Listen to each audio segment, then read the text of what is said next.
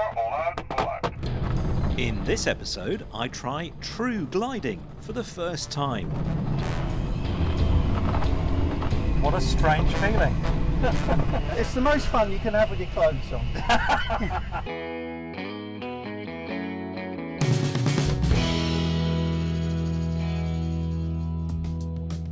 The gliding centre at Husbands Bosworth in Leicestershire, England is running an experience day for people who usually prefer to fly with engines. I've been invited along to join a group from a local flying club who will have a chance to pilot a glider and get a better appreciation of how these folks operate. Okay, well, good morning everybody. Thanks for coming. The day is being run by Simon Smith, who, as well as being a basic gliding instructor here, he's also a tug pilot. It was really interesting for me to see how much general GA pilots know about gliding operations. Some people have done it, some people have never seen it, and I think most people don't have any idea what it's like. The mix of activity here seems insane at first look. Helicopter pleasure flights in one corner, remote-controlled helis in another, and monster trucks. So we've got to avoid the monster trucks, avoid the remote control aircraft, avoid the helicopter, but that's not all. It's a very active airfield, and something you're not used to is aircraft with no engines. So keep a good look out. It's also important to realise that they don't do a conventional circuit. If they're running out of height in the circuit, they can come in from literally any angle, any direction. Oh my God, I had absolutely no idea about most of that. Gliders doing 120 knots, ballast, parachutes. I had absolutely no idea what this all involves, and this is going to be a really interesting day. On a competition day, hundreds of gliders can be launched from here in an hour.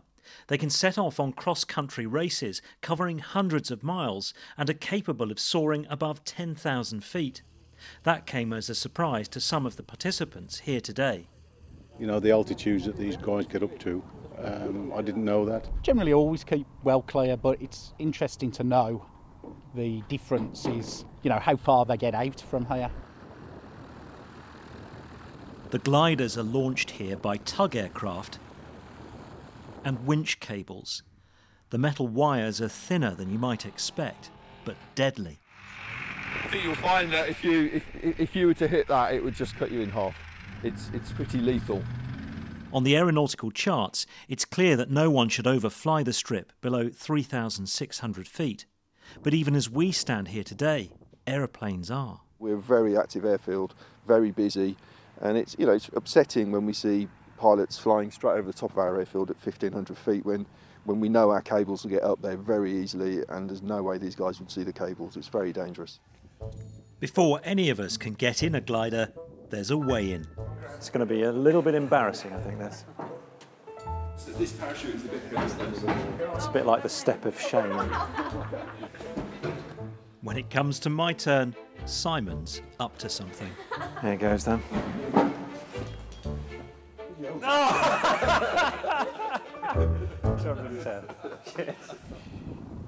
The undercarriage lever is here.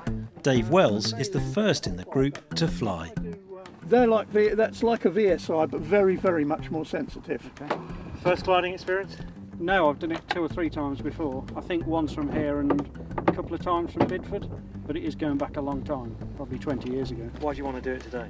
Just something different, really. I normally only sort of trog around in a Cessna 172. Just thought it'd be a bit of an experience to give it another go. With the strong crosswind today, the glider instructors have a hard job keeping the wings level. If a wing touches the ground, the cable has to be released immediately. As Dave gets his go in the glider, I hop in the Chipmunk as it gets ready to tow out the next participant. November Alpha, Golf X-ray radio check. Yeah, radio 5 said. So we've had the signal to take up slot. We're just going to take up slot now. I've got first stage flaps set. Lecky fuel pumps on. T's and P's are okay. And I can see the rope on the ground through the rear view mirror. Oh, very good. November Alpha, all out, all out. All out, all out is the signal to go.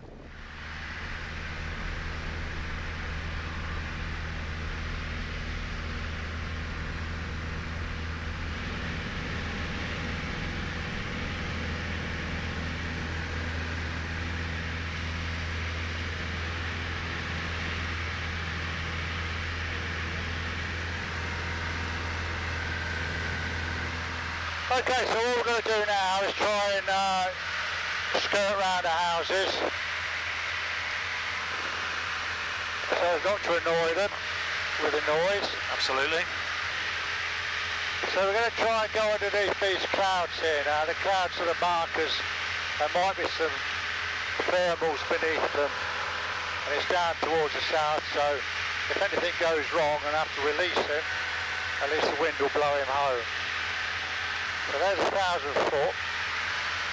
So in a minute, this fella behind wants to what they call box a toe. So what he's going to do is going to steer his glider out to the right. And then he's going to go up. November Alpha, maintain the climb. I'm going to box your slipstream. Okay, Sid.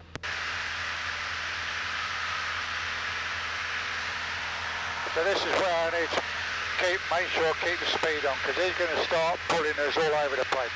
Boxing the toe or boxing the slipstream is a standard gliding training exercise where student glider pilots fly in and around the tug aircraft's slipstream. So the first thing he's doing is gone high, which tends to lift our tail up. The forces pulling on the tug mean that Mark has to stay on his guard. So I'm maintaining about 67 knots here. Yeah. Speed is our friend. Now he's going down below, so he's trying to pull the tail down. So I've got to just ease up, counteract that with a bit of forward stick. Right off. That's him away, yeah? When the glider detached, I felt it in the tug. Mark now heads back to the aerodrome, but has to do so in such a way that doesn't damage the engine. It's been working hard at slow speed, getting hot, tugging the glider. A sudden power-off descent could be catastrophic. He's gone off toe now, so we take about between 30 and 45 seconds to get up to 120 knots, and gradually ease the nose forwards and ease in left rudder,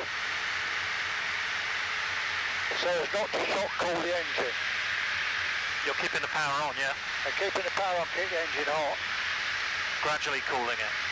Yeah, and then I'm just judging my approach to make sure it's about right to get back. And we're going to do a 300-foot circuit. I want to be there. I want to arrive there about 120 knots and reduce it to about 90 knots midway down the downwind. Talking about November Alpha, joining downwind 09 right hand. We've still got 120 knots, there's 400 foot.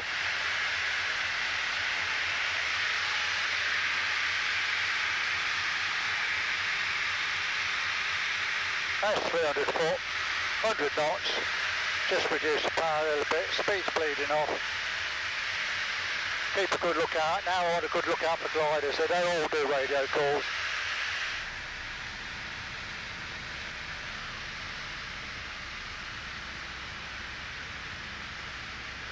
Okay, speed's bled off below 70 knots, a couple second flaps, we've got an eye on the helicopter, and no other gliders coming in.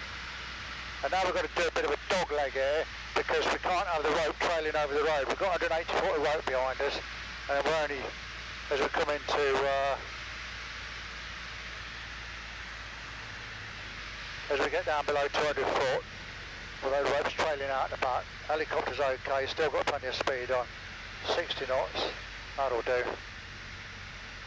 100 foot, turn round the road. Just reduce the power, 55 knots.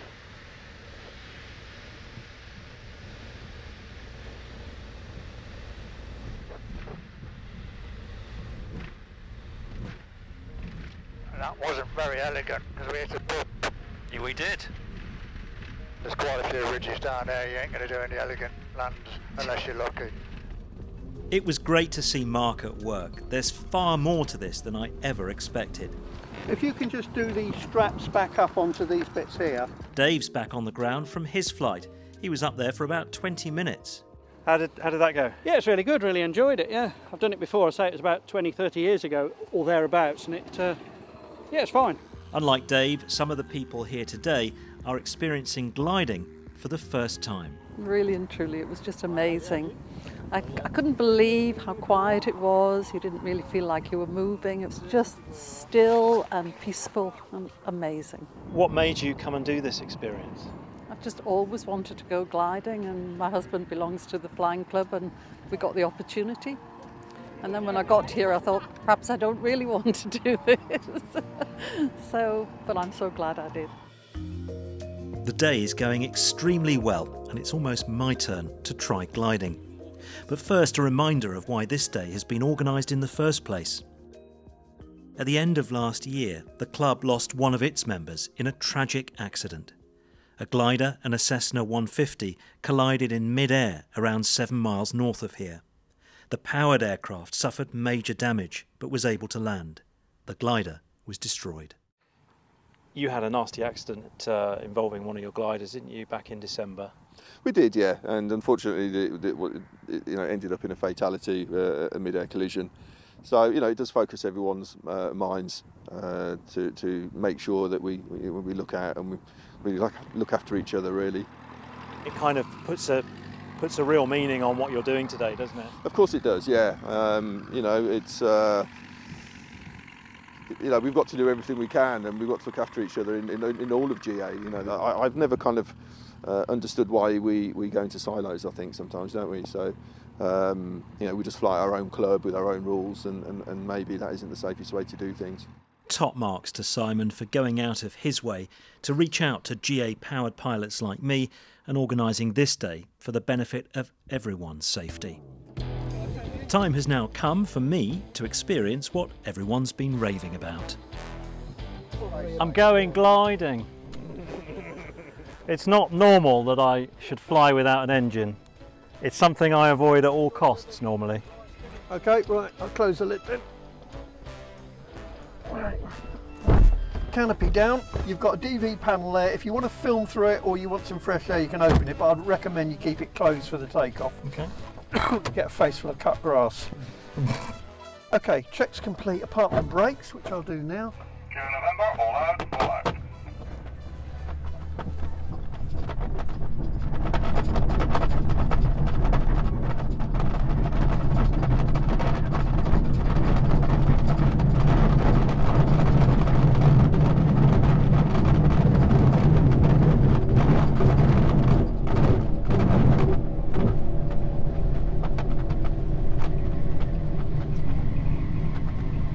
So at this point here, if I had a launch failure, I'd land in the field ahead. Roger.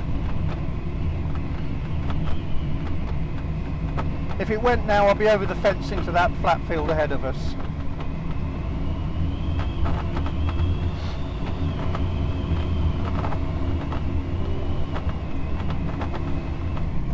What a strange feeling, isn't it? Well, not to me, it's not. It's just really weird. You've not done any gliding before? Never. The contrast of the violent and noisy takeoff with the smooth and quiet climb is astonishing.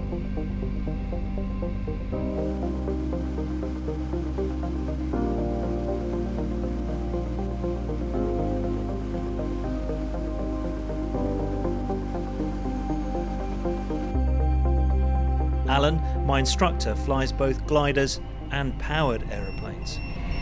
So you prefer gliding to powered flight? Well, they've both got their places. I prefer this as a sport, but then you can't really land and have a cup of tea and fly home again. What does it take to become a proficient glider pilot then? Is it the same as for a PPL, the same kind of training? Not quite as stringent. The exams are a lot easier. To get up to solo standard, you don't even need the exams.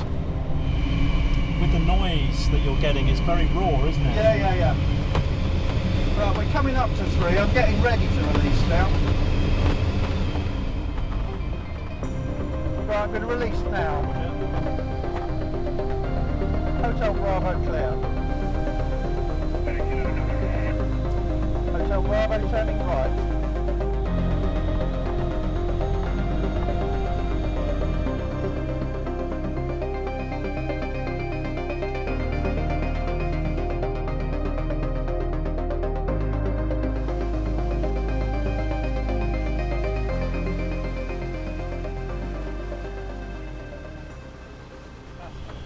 Okay, John, you have control. I have control.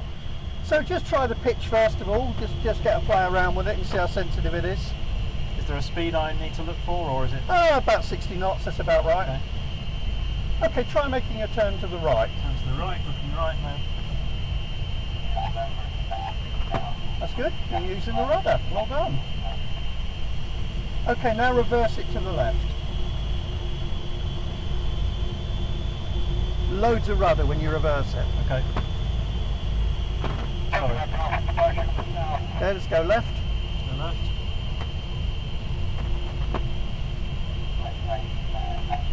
And level the wings. It's a big pussycat, isn't it? Yeah. Do you want to try a stall in it? Go on then. Go on in, raise the nose, out there, and just hold that attitude. Is there a... Yeah, keep the stick coming back, keep the stick coming back, all the way back, all the way back, right on the back stop. There you go. And recover, just forward, pause. There you go. Hey, Pussycat, isn't it? Awesome. Yeah. What do you think of it? It's great. It's the most fun you can have with your clothes on. Conditions weren't great for gliding today, only very weak thermals. But Alan demonstrated a little bit of soaring with the lift he could find beneath the clouds. He's trying.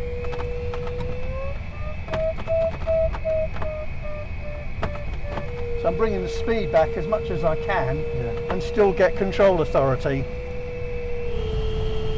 Yeah, it's working. Doesn't want to, does it? Since we're getting no help from the clouds and we're slowly descending, it's time for Alan to take us home. This is the diagonal leg. With gliding we put in an extra leg on the circuit. Why's that? So you keep the landing area in sight. Yeah. It's a constant aspect approach. Roger. Okay, all clear. Right, unlock the brakes. Rolling under finals.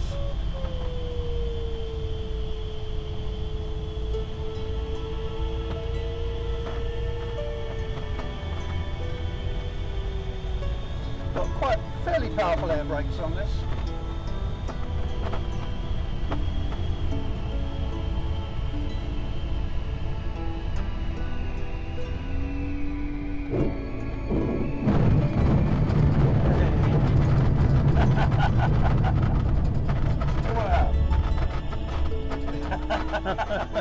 And I kept it straight that time. I think I'm the first one today that's kept it straight. Well done. Oh, that was fun.